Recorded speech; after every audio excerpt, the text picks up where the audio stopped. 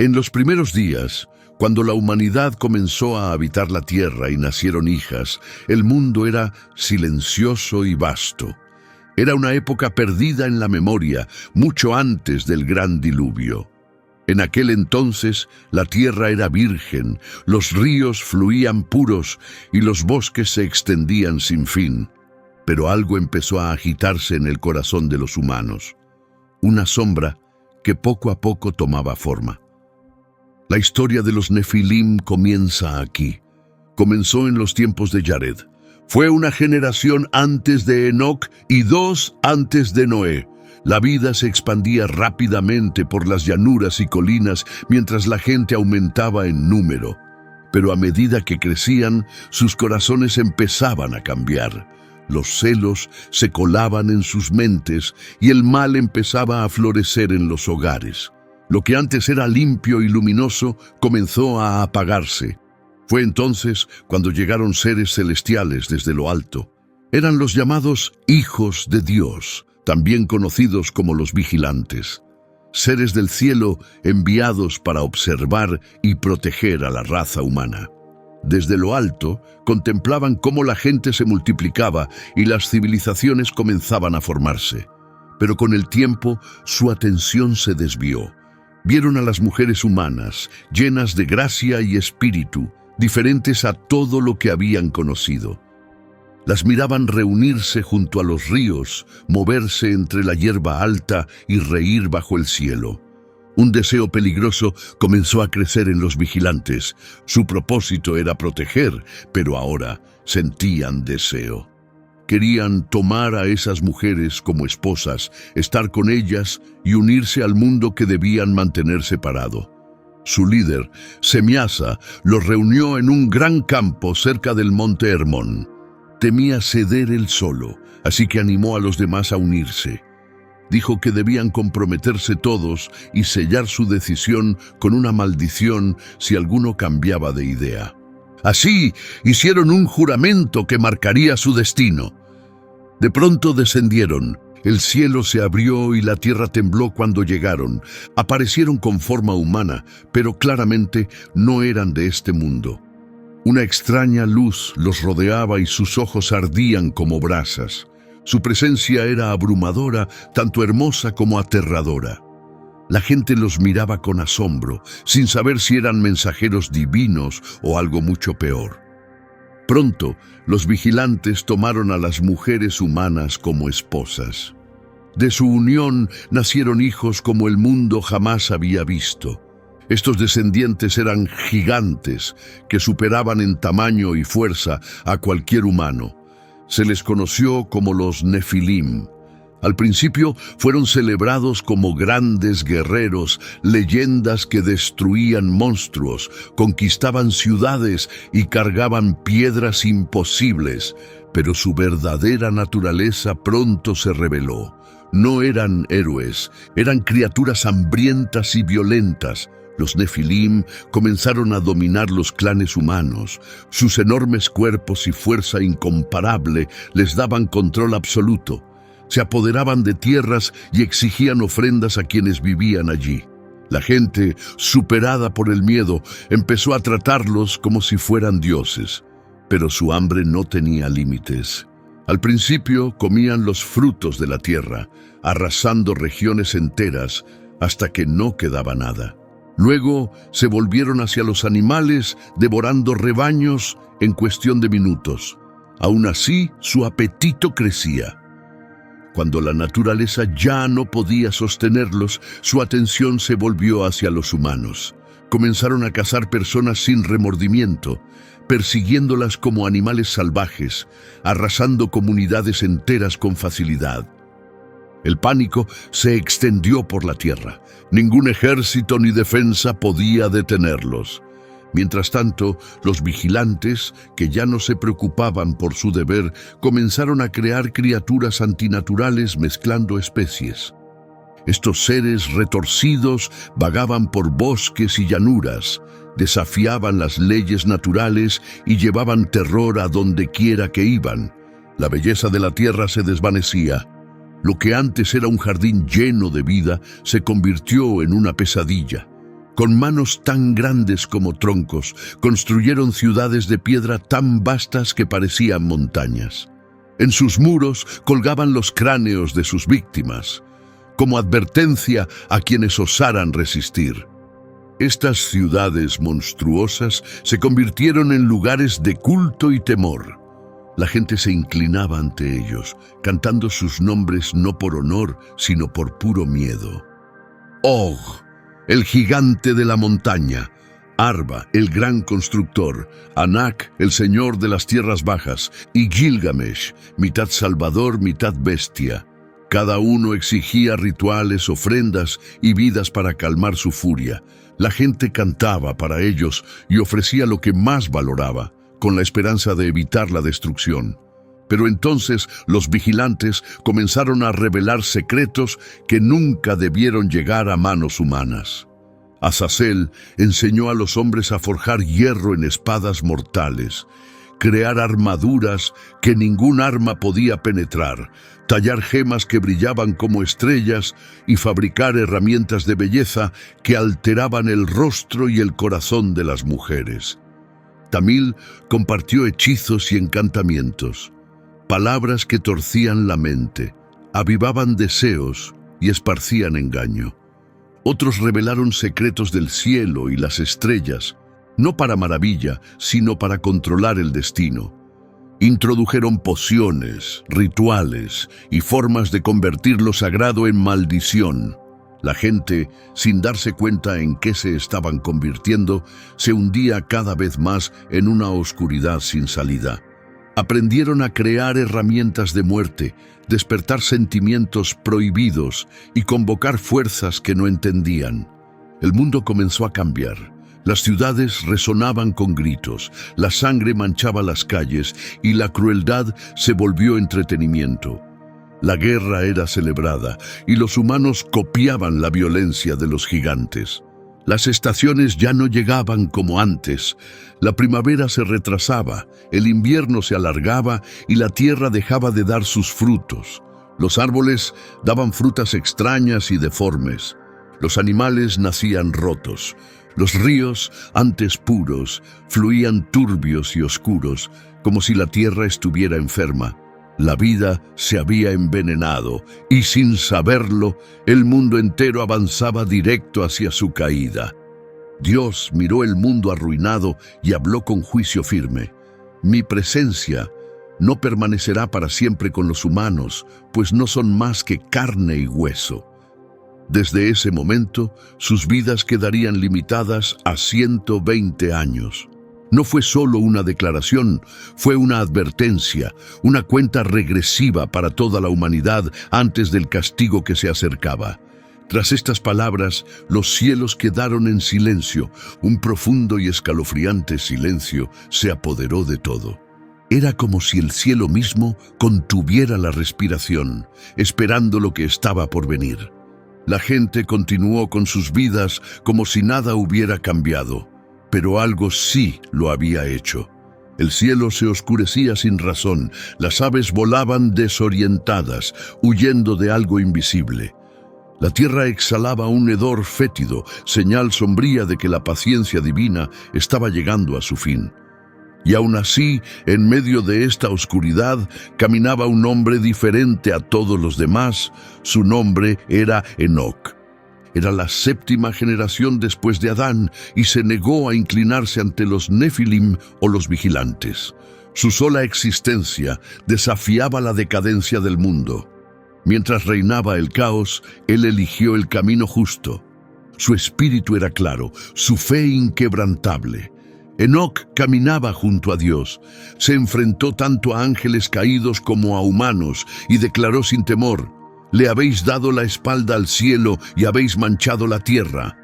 Los vigilantes, sabiendo lo que se avecinaba, temblaban al oír sus palabras. Desesperados, buscaron a Enoc, llorando y suplicando, entregándole mensajes para que intercediera por ellos. Un día, mientras Enoc oraba solo, los cielos se abrieron ante él. Fue elevado del suelo a través de portales hechos de fuego. Columnas de llama giraban a su alrededor, pero no lo dañaban. se abrían como puertas hacia otro reino. La luz lo envolvía, sus pies dejaron la tierra y el mundo debajo desapareció.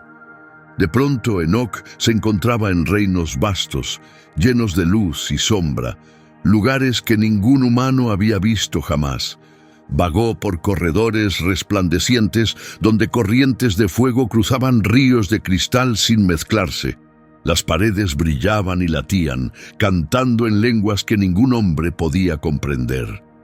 Allí vio poderosos ángeles escribiendo en pergaminos eternos, anotando los nombres de humanos y seres celestiales. Las letras brillaban en azul ardiente, algunos nombres eran escritos, otros borrados. Fue allí donde se le reveló el mensaje completo y aterrador. Enoc escuchó el veredicto para los vigilantes. Abandonasteis las alturas del cielo, corrompisteis el mundo de abajo. Engendrasteis gigantes, esparcisteis el mal, compartisteis secretos que no eran para la humanidad. Ahora hallaréis vuestro fin. Y luego llegó el destino de sus hijos. Los Nefilim no hallarán paz. Se volverán unos contra otros y serán arrasados por aguas que inundarán el mundo. Sus espíritus quedarán inquietos, sombras errantes hasta el juicio final. En cuanto a los ángeles caídos, la voz del Altísimo resonó con firmeza. «Permaneceréis encarcelados en tinieblas», declaró la voz desde lo alto, «retenidos hasta el día final, cuando el juicio vendrá y seréis arrojados al fuego eterno». Aunque Enoc estaba estremecido, no huyó. Alzó los ojos y los seres celestiales le mostraron el camino de regreso. Así volvió a la tierra, sabiendo que el mensaje recibido no podía quedarse en silencio. Enoc enfrentó nuevamente a los vigilantes. Su voz temblaba, pero su determinación era inquebrantable. Pronunció el veredicto: «No hallaréis paz. Vuestros hijos caerán y vuestros nombres desaparecerán de la memoria del cielo». Los vigilantes bajaron el rostro, sumidos en la desesperación. Por primera vez sintieron miedo, pero cuando Enoc se volvió a advertir a la gente, ellos no quisieron escuchar. Los llamó a reunirse, se colocó entre ellos y gritó: «Escuchadme, pueblos de la tierra, habéis visto caminar a los vigilantes entre vosotros, habéis seguido sus pasos corruptos. Volved atrás ahora, el Altísimo ha hablado, este mal no continuará». Pero sus advertencias cayeron en oídos sordos. Algunos se rieron de él, otros se alejaron.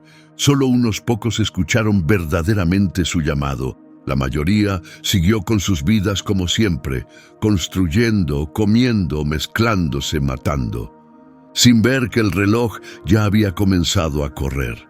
Entonces llegó el momento tal como el cielo lo había dispuesto. Dios envió a sus siervos más poderosos para ejecutar la sentencia. 4 arcángeles vinieron, cada uno con una misión. Miguel, el gran guerrero, fue enviado para hacer justicia sobre los vigilantes y quitarles el poder robado.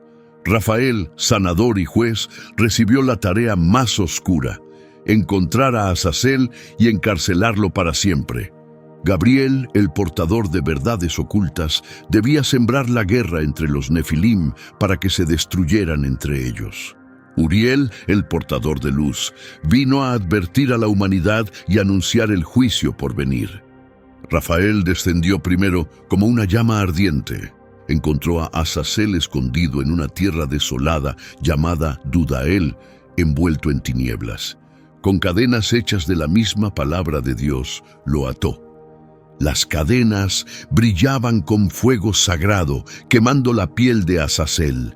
Rafael lo arrastró sobre piedras afiladas que desgarraban su carne, mientras Azazel gritaba con furia. En lo más profundo del abismo lo arrojó. Enormes rocas sellaron el pozo. Allí quedó Azazel, encadenado, solo, esperando el día final del castigo. Después vino Miguel, persiguió a los vigilantes restantes, los que habían escapado. Uno por uno, los atrapó, arrojándolos en cavernas profundas, tan silenciosas y selladas que ni los ecos podían escapar. Piedras ardientes bloqueaban cada salida. Al mismo tiempo, Gabriel cumplía su tarea entre los Nefilim. Se movía como una tormenta silenciosa, un susurro en el viento, plantando miedo y sospecha en sus mentes. Donde antes había unidad, ahora brotaba la duda. Las tribus que antes compartían sangre y hermandad, ahora se miraban con odio creciente. Solo se necesitaba una chispa para encender el conflicto. Estalló la guerra, gigante contra gigante, hermano contra hermano, en batallas salvajes que hacían temblar la tierra bajo sus pies. Sus poderosas ciudades cayeron en ruinas y su reinado se convirtió en cenizas. Esto marcó el inicio del fin, y aún así la humanidad seguía existiendo. Uriel descendió para caminar entre el pueblo, advirtiéndoles que la hora final se acercaba. Se detuvo en mercados y campos abiertos, alzando la voz para ser escuchado. «Ha llegado el momento», declaró. «El Altísimo ha hablado. Esta corrupción debe terminar. Lo que habéis sembrado, ahora lo cosecharéis. Pero aún queda una pequeña ventana de misericordia. Volved atrás. Arrepentíos, buscad al Creador antes de que suban las aguas». En cada lugar que visitaba, Uriel proclamaba que los gritos de la tierra ya habían llegado al cielo. Los ángeles rebeldes estaban encadenados y los días de los gigantes contados. Aún así, la gente lo ignoraba. Seguían usando el conocimiento oculto transmitido por los vigilantes. La violencia continuaba creciendo y el mundo estaba empapado en sangre y creaciones retorcidas. Pero Enoc permanecía puro. Caminaba cerca de Dios y una noche, mientras oraba solo en un campo, el cielo sobre él se abrió. Enoc fue arrebatado de la tierra, pasó a reinos más allá del tiempo, guiado por seres resplandecientes a dimensiones que ningún humano había imaginado. Círculos de fuego giraban a su alrededor, pero no lo dañaban. Torres de luz brillante se movían como hilos vivientes, elevándolo a través de capas de existencia. Cada nivel cruzado revelaba parte de la vasta creación. Vio los bordes del mundo y cámaras profundas donde dormían los vientos. Vislumbró el lugar del castigo, donde los rebeldes esperan su destino, y el Edén, aún intacto, radiante y sellado desde el principio. Luego fue elevado aún más, a los reinos donde el sol y la luna obedecen patrones divinos. Pasó por montañas sagradas en llamas que nunca se consumían. Vio donde nace el trueno y caminó por bóvedas donde las estrellas se guardan como tesoros. Más allá de los cielos, a Enoc se le mostró lo que estaba por venir.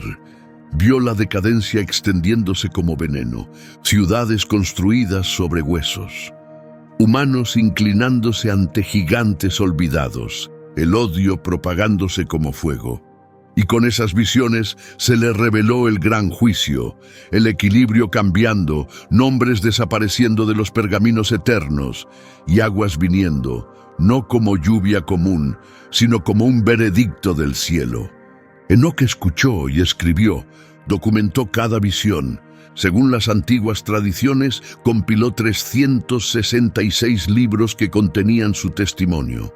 Escribió sobre el castigo de los ángeles, la renovación de la tierra y los días futuros que vendrían. Y cuando todo fue revelado y ya no quedaba nada oculto, Enoc fue llevado más allá de las estrellas que marcan el tiempo. Allí vio las moradas finales, fue testigo del secreto de la justicia y la compasión. De un lado, brillantes hogares para los justos, llenos de calma, resplandecientes con luz eterna, intactos por el dolor o la sombra. Del otro lado, Enoc vio un lugar de noche sin fin, donde los malvados esperaban, plenamente conscientes, destrozados por la distancia eterna de la luz. Y en el centro de todo estaba el trono del Todopoderoso. Ríos de fuego eterno fluían desde debajo de él, y una majestad inexplicable lo rodeaba. Enoc cayó al suelo, incapaz de alzar la mirada, Pero Dios no lo rechazó. En cambio, lo envió de regreso, no como castigo, sino como mensajero. Enoc debía hablar una vez más y compartir la verdad de todo lo que había presenciado. Cuando regresó a la tierra de los hombres, algo en él había cambiado. Su rostro ya no mostraba miedo.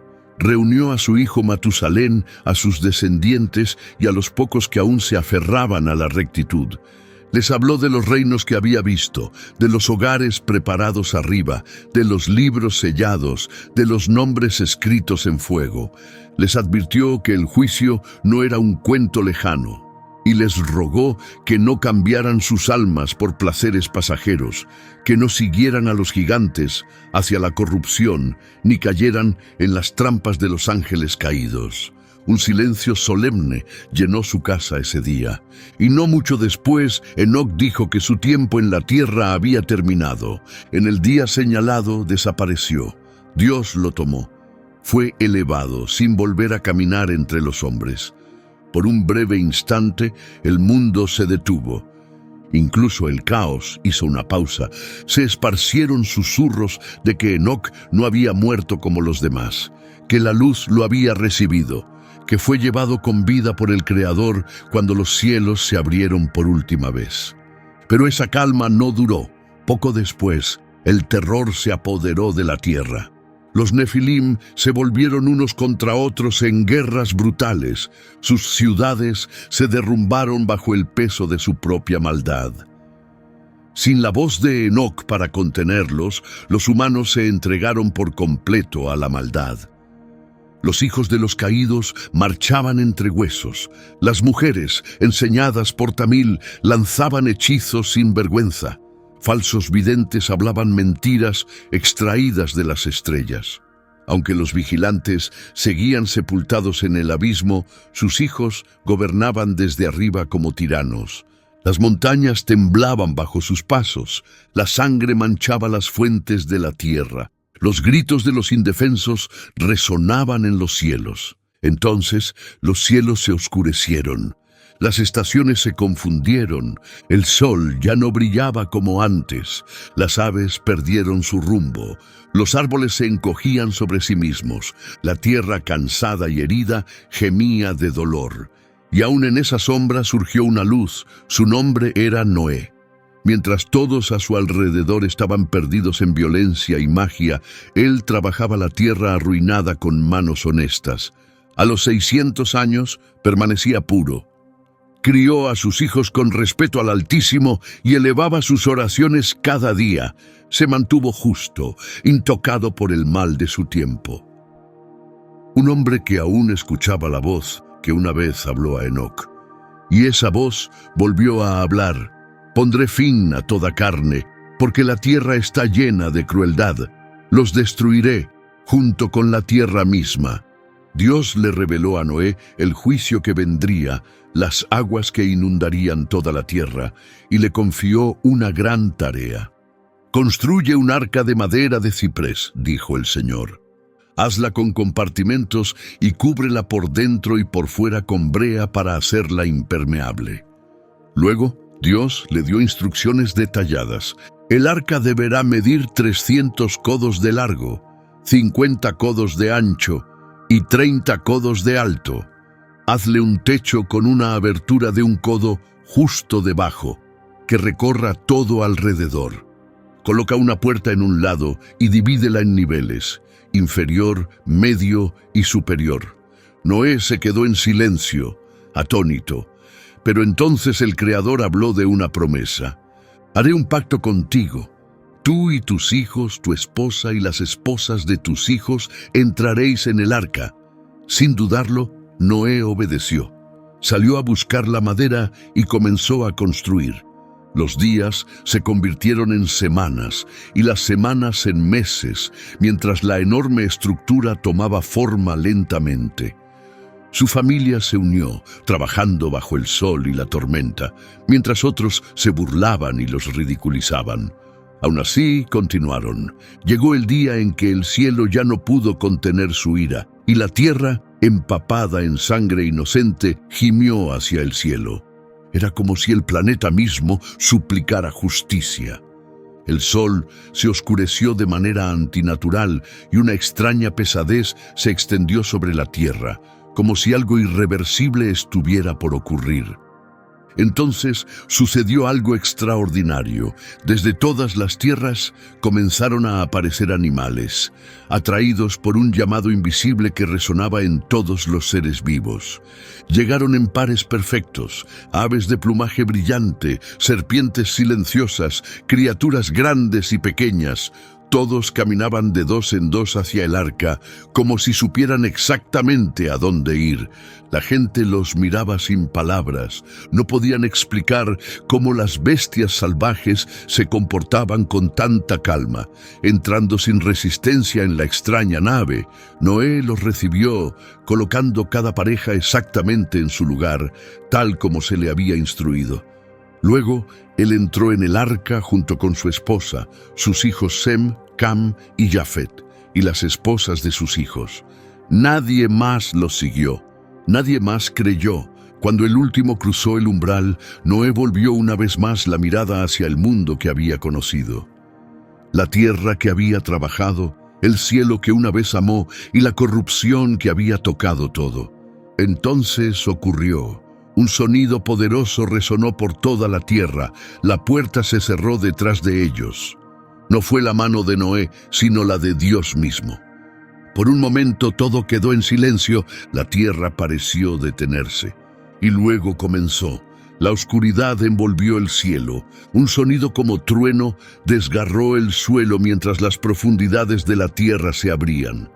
El agua, oculta desde el inicio del mundo, brotó con fuerza imparable. Los cielos se rompieron y una lluvia interminable comenzó a caer. Durante 40 días y 40 noches, el diluvio no cesó. Los ríos se desbordaron, los campos desaparecieron bajo las crecientes mareas, y la tierra se convirtió en un mar inmenso y sin fin. La gente corría en todas direcciones, desesperada por alcanzar tierras altas.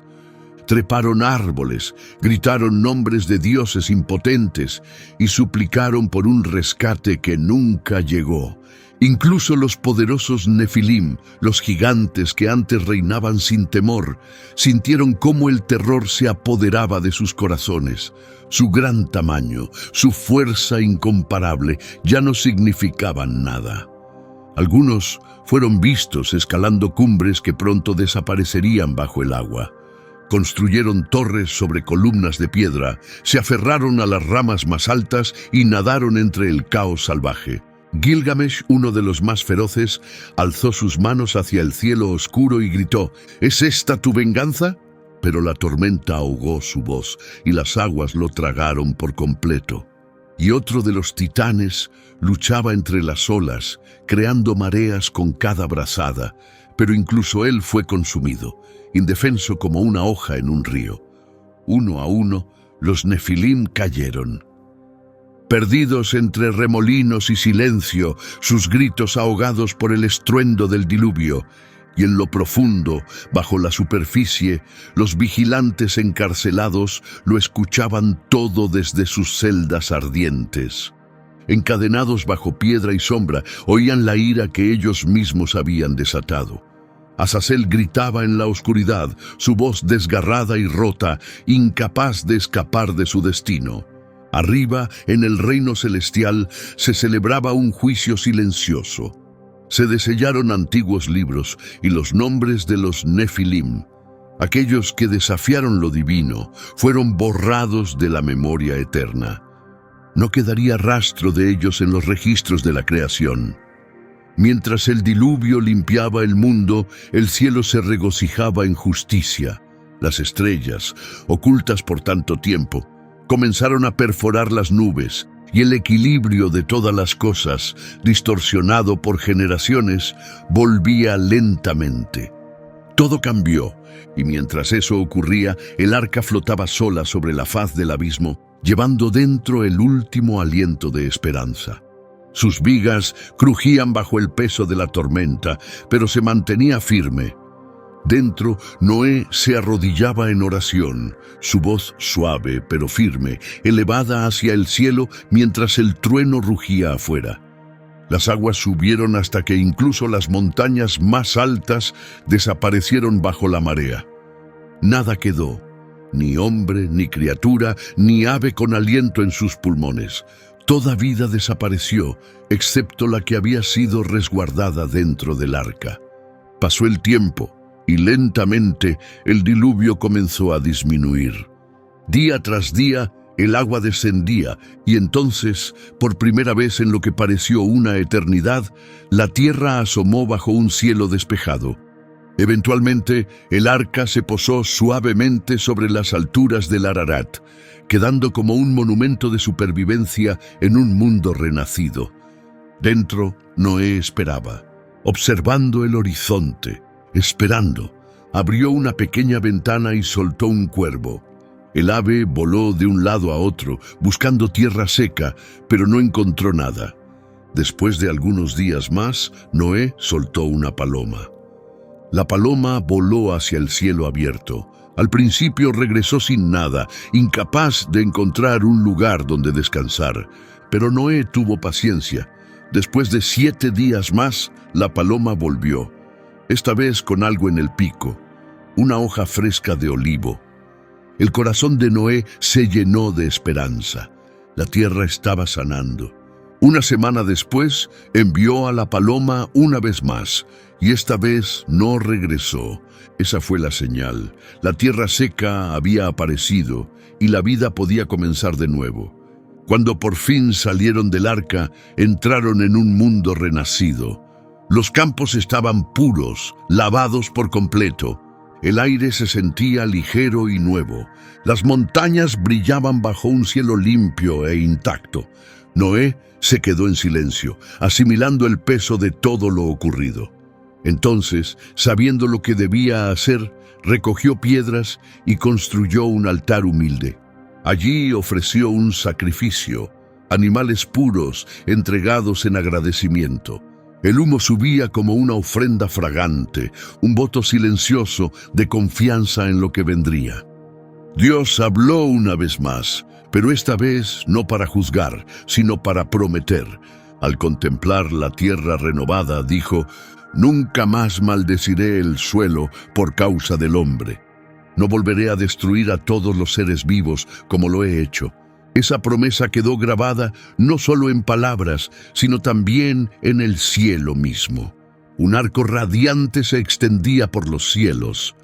Un arco iris, vasto y brillante, suspendido entre la nube y el sol.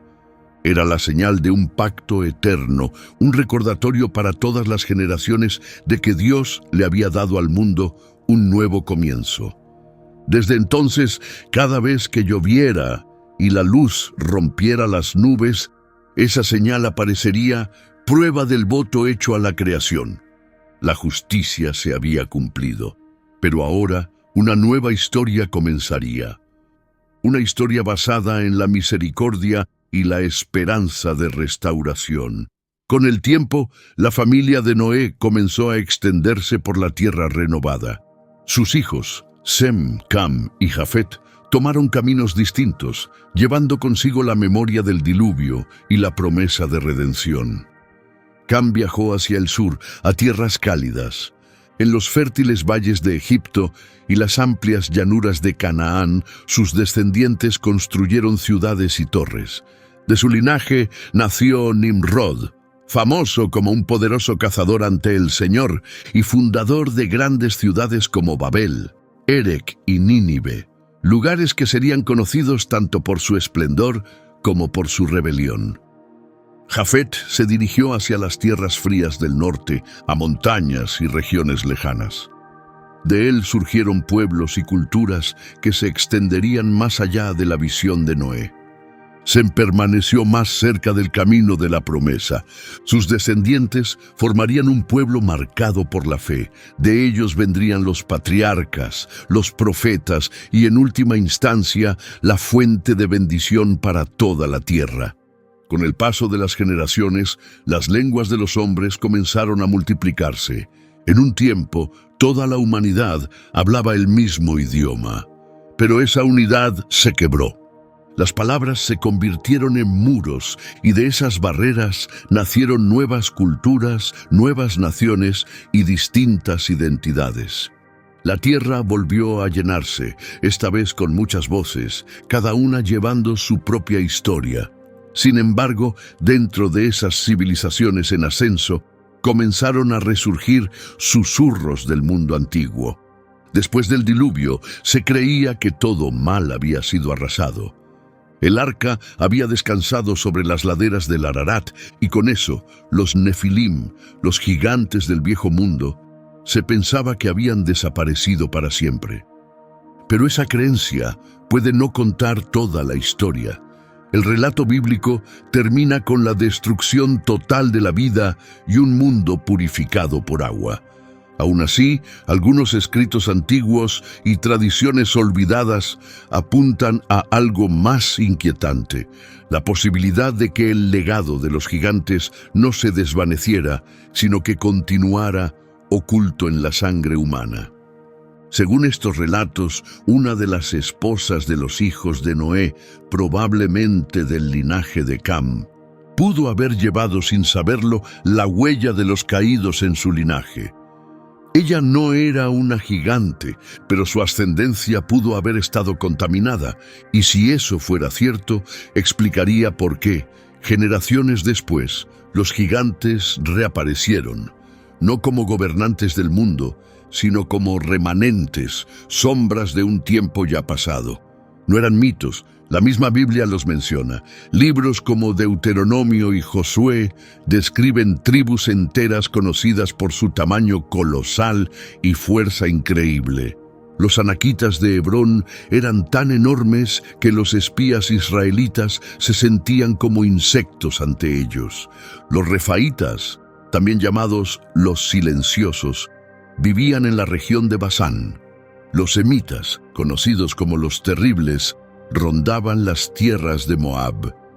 También estaban los zamzumeos, infames por su brutalidad, y los susitas, los sabeos y otros, pueblos dispersos por tierras antiguas, todos descritos como gigantes o descendientes de ellos. Incluso sus ciudades hablaban de su leyenda. Basán, gobernada por el rey Og, cuya cama de hierro medía más de 4 metros de largo. Hazor, rodeada de muros megalíticos. Asdod, Gat y Ascalón, ciudades filisteas que, según algunas tradiciones, tenían cimientos colocados por gigantes antes del diluvio y luego heredadas por sus descendientes. Hoy en día, arqueólogos han encontrado ruinas construidas con piedras tan masivas que incluso la maquinaria moderna tendría dificultades para moverlas. Los muros de Basán, en particular, parecen menos obra humana y más un legado de titanes. Algunos investigadores creen que no eran solo fortalezas, sino intentos de desafiar la justicia divina. Como si, al construir ciudades que pudieran durar para siempre, los gigantes buscaran resistir su destino. Aunque las primeras generaciones de Israel nunca conocieron a los Nefilim originales, sus descendientes sí enfrentarían lo que vino después. Siglos más tarde, cuando Moisés condujo al pueblo de Israel hacia la tierra que se les había prometido, Dios le ordenó enviar 12 espías para explorar Canaán. Durante días viajaron, cruzando ríos, atravesando bosques y colinas. Vieron tierras fértiles, viñedos exuberantes y grandes ciudades que se alzaban como montañas de piedra. Pero una visión los dejó helados. Allí vieron a los hijos de Anac, hombres tan altos e imponentes que durante generaciones se les había relacionado con los antiguos gigantes. Cuando los 2 exploradores regresaron, 10 de ellos hablaron con temor. «Vimos gigantes allí, descendientes de Anac», dijeron con voces temblorosas. «Nos sentíamos como langostas frente a ellos, y seguro que así nos veían también». El pánico se extendió por todo el campamento. Aquella noche, el pueblo gritó y se volvió contra Moisés y Aarón. «¿Por qué el Señor nos trajo hasta aquí?», clamaban, solo para morir a filo de espada. «Volvamos a Egipto». Sus corazones se hundieron en la desesperación. Pero dos hombres se mantuvieron firmes. Josué y Caleb dieron un paso al frente con voces seguras en medio del alboroto. «Si el Señor se agrada de nosotros», dijeron, «nos llevará a esa tierra y nos la dará. No teman a los que viven allí, los venceremos tan fácilmente como se come el pan. Ellos ya no tienen protección, pero el Señor está con nosotros». En ese momento de miedo, sus palabras fueron un rayo de esperanza, un recordatorio de que ningún gigante, enemigo o muralla era más grande que el Dios que caminaba con ellos. Pasaron los años y la promesa empezó a cumplirse. Después de Moisés, Josué fue nombrado líder y el pueblo de Israel cruzó el río Jordán. Estaban listos para tomar la tierra prometida a sus antepasados, Abraham, Isaac y Jacob. Uno por uno, los bastiones de Canaán comenzaron a caer. Hebrón, hogar de los anaquitas, fue el primero. Los gigantes que antes causaban miedo, ahora eran los que temblaban. Luego vino Debir, una ciudad conocida por su sabiduría antigua y adoración, pero sus murallas no resistieron al Dios de Israel. Pronto cayó Anab, otra fortaleza donde antes los gigantes se alzaban orgullosos. Ninguno pudo resistir lo que venía. Cada batalla fue más que un combate, fue una purificación. Con cada victoria, los altares dedicados a dioses falsos se derrumbaban. Los templos de adoración corrompida eran destruidos. Luego vino el último desafío, Og, rey de Basán. Su tamaño era legendario. La Biblia incluso registra la medida de su cama de hierro, más de 4 metros, como prueba de su poder. Era el último de los refaítas, un eco viviente de un pasado oscuro. Pero el pueblo de Israel, fortalecido por la mano de Dios, no se acobardó. Og cayó en batalla, y con él su ejército. Sus ciudades fueron destruidas, su reinado terminó. Lo que parecía inquebrantable se convirtió en ruinas.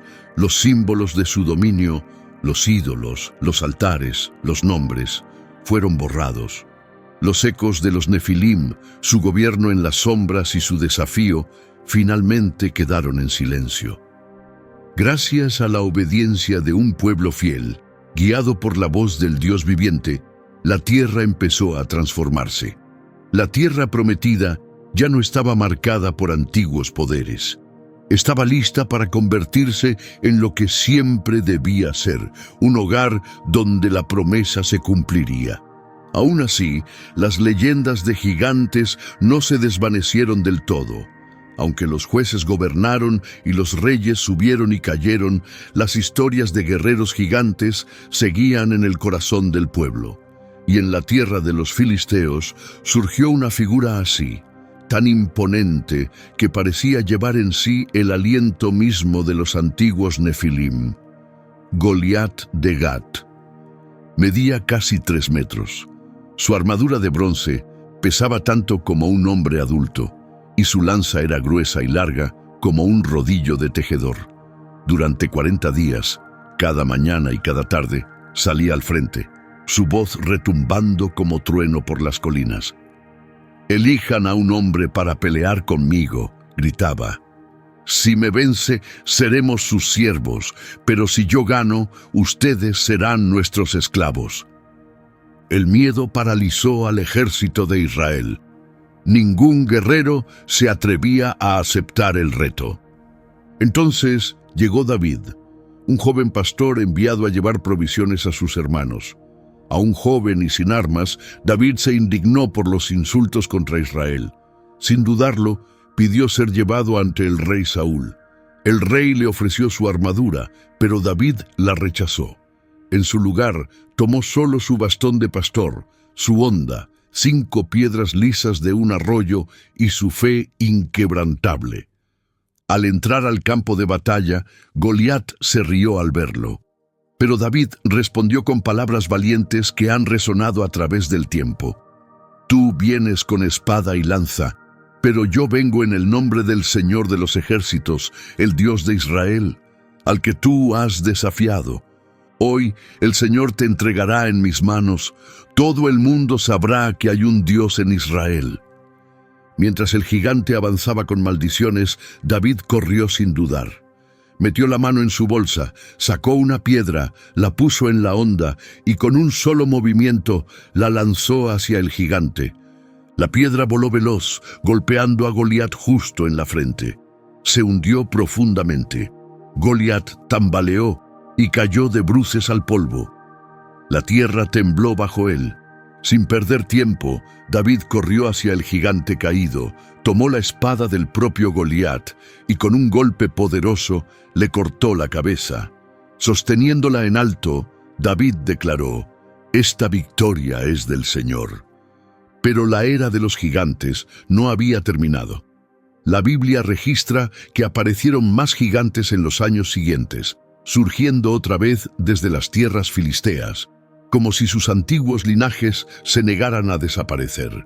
En una batalla feroz, un enorme guerrero llamado Isbi-Benob, armado con una pesada lanza de bronce, intentó matar a David, ya anciano. Pero Abisai, hijo de Sarbia y uno de los combatientes más fieles de David, intervino y mató al gigante antes de que pudiera atacar. En otra ocasión, un gigante llamado Saf se levantó para luchar, pero Sibecai, el husatita, lo enfrentó en combate y lo derribó. Después se oyó el nombre de Lahmi, se decía que era hermano de Goliat. Su lanza era igualmente temible, pero el Hanán, hijo de Jair de Belén, lo venció en un duelo feroz, silenciando a otro gigante y dejando nuevamente a los filisteos sin su campeón. Se cuenta la historia de un hombre de Gat, una figura temible con 6 dedos en cada mano y 6 en cada pie, 24 en total. Su sola apariencia causaba terror, pero fue derrotado por un siervo de Dios, Jonatán, hijo de Simei y sobrino de David, quien lo enfrentó con valentía y acabó con su arrogancia. Cada uno de estos gigantes llevaba consigo la sombra de los antiguos Nefilim, creyéndose invencibles. Pero todos cayeron ante algo que no comprendían: fe y entrega. Muchos años después, en tiempos del profeta Daniel, surgió una visión distinta, no hecha de carne, sino apareciendo en sueños. Nabucodonosor, rey de Babilonia, soñó con una estatua gigante. Su cabeza era de oro, su pecho de plata, su vientre de bronce, sus piernas de hierro y sus pies una mezcla de hierro y barro. Daniel, guiado por la revelación divina, explicó que la estatua representaba futuros reinos humanos, pero el material extraño de los pies llevaba el significado más inquietante. Así como viste hierro mezclado con barro, así ellos se mezclarán con la descendencia humana.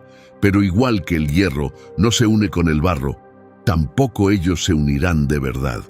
No era un mensaje simple, apuntaba a algo más profundo. La frase «se mezclarán con la descendencia humana» no aparece en ningún otro lugar de la Biblia. Sugiere algo antinatural, una mezcla que desafía el diseño. Muchos creen que se refiere a algo que ya ocurrió en el tiempo de Enoc. Los vigilantes intentaron unir su especie con los humanos, creando una línea de descendencia corrompida. Las palabras de Daniel señalan que ese acto volvería a repetirse, no en campos o ciudades antiguas, sino en laboratorios secretos, alianzas ocultas y torres levantadas hoy no para honrar a Dios, sino para ocupar su lugar. Textos extrabíblicos, como el libro de los gigantes, insinúan que la sangre de los caídos nunca fue borrada del todo y que un plan oculto aún espera en las sombras su momento. En los escritos proféticos de Enoc se dice que cuando los Nefilim murieron en el diluvio, sus espíritus no subieron al cielo ni bajaron al Seol como las almas humanas. No fueron recibidos en el cielo ni aceptados por la tierra. Estaban condenados a vagar. Al haber nacido de una unión prohibida entre humano y espíritu caído, sus almas quedaron atrapadas en un estado impuro. sin pertenecer ni al mundo divino ni al mortal. Su castigo fue vagar eternamente, sin cuerpo y perdidos. Errantes, demonios, espíritus sin forma, sin descanso, iniciaron una búsqueda interminable por poseer cuerpos humanos. Su deseo no era comida ni bebida, era gobernar. Anhelaban controlar mentes, encender la ira, despertar el deseo y extender la corrupción que había marcado su sangre. Enoc relata cómo esas almas inquietas trajeron maldad, enfermedad, engaño y seducción. Eran ecos de un crimen olvidado, un error que aún habla desde las sombras. Provocan violencia, alimentan deseos y dominan a quienes no tienen fortaleza. En este punto, varias creencias espirituales, judías y cristianas tempranas, empiezan a coincidir. Algunos pensadores antiguos creían que esas almas errantes eran en realidad demonios, espíritus sin descanso, sin forma, siempre buscando a quien influir, corromper o poseer, arrastrando a otros hacia su destino maldito. Esto explica por qué Jesús, muchos siglos después, enfrentó directamente estas fuerzas malignas. En sus primeros actos públicos no fueron los estudiosos ni los líderes religiosos quienes lo reconocieron, fueron los propios espíritus. Estos seres sin cuerpo, los descendientes malditos de la rebelión de los vigilantes, temblaron ante su presencia. Uno de estos espíritus, dentro de un hombre en la sinagoga, gritó con terror: «¿Qué haces aquí, Jesús de Nazaret? ¿Vas a destruirnos? Sé muy bien quién eres, el elegido de Dios». No fue una pregunta, fue un reconocimiento atemorizado de un poder incomparable. Estos espíritus sabían algo que la gente aún no entendía. Se dieron cuenta de que la antigua profecía de Enoc empezaba a cumplirse y su tiempo se estaba agotando. Con solo su voz, Jesús los expulsó. «Déjalo». Pero la historia no terminó ahí. Continuó en el último libro de la Biblia, Apocalipsis. En el capítulo 9 suena la quinta trompeta y algo profundo comienza. Cuando resuena, Juan, el discípulo amado por Jesús, el que se reclinó sobre él, ve, por visión espiritual, una estrella caída que recibe una llave. Esa llave abre el abismo. Al abrirse, ocurre algo aterrador. Desde lo más profundo, un pozo estalla, enviando humo espeso que oscurece todo. Y de esa nube empiezan a salir criaturas. Se les llama langostas, pero no son insectos. Son monstruos retorcidos, con rostros humanos, cabellos largos como de mujer, pero bocas que desgarran como leones. Llevan corazas de hierro, y sus alas producen un estruendo como carros de guerra entrando en batalla. No traen muerte, traen dolor. Durante 5 largos meses atormentan a la humanidad y aquellos a quienes tocan no pueden morir por mucho que lo deseen. Entonces Juan escribe algo estremecedor. Estas criaturas están bajo el mando de un rey, el ángel del abismo. Su nombre en hebreo es Abadón y en griego, Apolión. Ese nombre, silencioso por siglos, reaparece Abadón, un príncipe del inframundo, descrito en antiguos escritos como un comandante entre los vigilantes caídos. Una vez estuvo junto a Azazel y Semjasa. Ayudó a extender oscuridad y selló pactos crueles con sangre. Fue encadenado bajo la tierra cuando Enoc aún caminaba sobre ella. Pero ahora está libre. La tierra tiembla, el abismo está abierto. Los seres antiguos, los mismos nacidos de la unión prohibida entre lo divino y lo humano, vuelven a levantarse. Aunque ya no tienen cuerpo ni alma, regresan, no en la misma forma, sino en visiones simbólicas, espirituales y de los últimos tiempos. Ya no luchan con armas, ahora marcan, controlan e influyen. Preparan el camino para el engaño final, mensajeros de la última y mayor mentira, y la humanidad sigue sin darse cuenta. Pero la visión continúa. En el capítulo 13, Juan es llevado por el Espíritu para presenciar la era final, y lo que ve es aterrador y a la vez extrañamente familiar. lo que surgió del mar no era solo un animal, era una pesadilla de formas mezcladas, llena de significado. Se movía como un leopardo, rápido y ágil, pero su fuerza aplastaba como un oso y su voz rugía como un león dispuesto a devorar. Sus cuernos llevaban coronas que ardían como fuego y su boca lanzaba palabras tan viles que cortaban como cuchillas, profanando todo lo sagrado. Este monstruo no solo era feroz, tenía poder real. Tomó el control, gobernó con fuerza y la gente del mundo lo miró con asombro, como si lo hubieran esperado por mucho tiempo, como si algo enterrado muy dentro de ellos lo conociera y se inclinara sin cuestionar.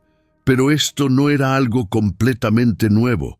Dentro de su forma grotesca había piezas de una historia antigua. Llevaba los restos de una maldad olvidada, un reflejo retorcido del orgullo que una vez se encontró en los gigantes del pasado. Esta bestia no solo quería poder, deseaba adoración.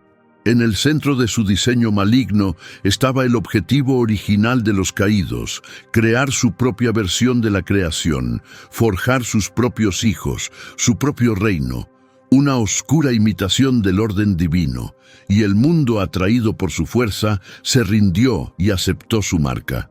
Pero su tiempo era corto, y entonces llegó el capítulo 20 de Apocalipsis. Satanás es liberado por última vez.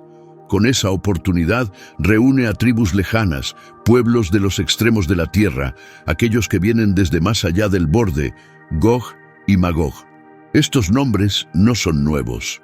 El profeta Ezequiel ya había hablado de ellos hace mucho, describiéndolos como enemigos feroces del lejano norte, marchando contra Israel. Ahora, en el capítulo final de la historia humana, se levantan de nuevo. Esta vez, no solo como naciones, sino como si llevaran dentro de sí una huella de ascendencia prohibida. Las leyendas decían que Gog y Magog nacieron de la corrupción, sellados por Alejandro Magno detrás de altas montañas, atrapados junto a seres retorcidos, gigantes, criaturas alteradas esperando el momento de ser liberadas. Ese momento finalmente llegó. Gog y Magog rodean al pueblo de Dios. Sus soldados se extienden como olas sobre la tierra. Son incontables y salvajes, impulsados por una furia tan antigua como los Nefilim. Pero no hay guerra. El fuego cae del cielo y en un instante todo desaparece. Igual que el diluvio en los días de Noé, igual que las llamas de Sodoma, el juicio de Dios llega con poder total e imparable. Entonces el cielo y la tierra desaparecen ante su rostro. Un trono blanco resplandece con gloria, los registros se abren y los muertos, famosos o olvidados, son llamados. Comienza el juicio final. El cielo se abre y aparece el jinete fiel y verdadero. Monta un caballo blanco y su nombre es la palabra de Dios. No viene solo, lo sigue un ejército, vestido con lino brillante y sin mancha, listos y en espera. Son ángeles y almas redimidas, no preparándose para la guerra con armas, sino para una victoria escrita desde antes del principio del tiempo. El Mesías regresa. En su presencia se colocan tronos, se revelan los libros de la eternidad y se pronuncian los nombres del libro de la vida. El enemigo antiguo, la serpiente, es arrojado al lago de fuego, donde su sufrimiento nunca termina. Los ángeles caídos, aquellos que abandonaron su lugar y trajeron ruina a la humanidad, reciben su castigo final. Y los Nefilim, los nacidos de uniones prohibidas, aquellos que desafiaron la creación solo con existir, también son juzgados. No tienen cuerpo, ni honor, ni escapatoria. Lo que una vez esparcieron con maldad y destrucción, ahora les regresa como justicia completa. Todos enfrentan su destino, pero nada de esto es nuevo. Mucho antes del diluvio, mucho antes de que Abraham caminara la tierra, el resultado de este conflicto ya había sido anunciado. El choque entre lo santo y lo corrompido llegaría a su conclusión final. Y Enoc lo vio. En sus visiones celestiales presenció algo que estremecería a generaciones aún no nacidas. Vio el momento final. Vio al gran juez llegar, y no venía solo. Enoc vio al Hijo del Hombre descender del cielo, rodeado de incontables santos, brillando con propósito, preparado para ejecutar juicio contra toda maldad. Esto escribió Enoc: miren, el Señor viene con millares de sus santos para hacer justicia sobre todos. Y muchos años después, Judas repitió las mismas palabras en su carta, para exponer y juzgar a todos los que viven en rebelión, que cometen actos impíos de forma impía y que pronuncian palabras desafiantes contra él. La visión de Enoc no se perdió. Fue preservada con el tiempo y luego confirmada por el Espíritu en los escritos del Nuevo Testamento. Porque ese mismo Hijo del Hombre que fue rechazado y clavado en una cruz vendrá de nuevo, ya no como un cordero manso, sino como el león rugiente, ya no como siervo, sino como rey reinante. Su regreso será aterrador para los que lo rechazaron, pero lleno de gozo para los que se mantuvieron fieles. El cielo se abrirá, y todo poder corrupto será sacudido hasta lo más profundo. Porque el juicio que Enoc profetizó aún espera por cumplirse, y el Hijo del Hombre no ha olvidado. Él viene, y con él viene el juicio que sellará para siempre el destino de los ángeles rebeldes y los espíritus errantes que tanto daño causaron a la humanidad. Porque la historia de los Nefilim, los vigilantes, los gigantes y sus almas sin cuerpo no es solo mito antiguo, es una advertencia viva, un recordatorio de que el mismo tipo de corrupción aún intenta influir en cada nueva generación.